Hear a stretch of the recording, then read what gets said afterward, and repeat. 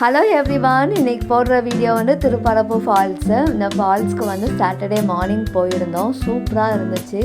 தண்ணி வந்து சூப்பராக விழுந்துச்சு. அந்த ஃபால்ஸில் ரொம்ப சூப்பராக வச்சுருந்தாங்க. இந்த ஃபால்ஸ்க்கும் என்ட்ரி டிக்கெட்லாம் வாங்கினாங்க. நல்லா தான் இருந்துச்சு இந்த ஃபால்ஸு. நீங்களும் இந்த வீடியோ பாருங்கள், சூப்பராக இருக்கும் அந்த ஃபால்ஸு.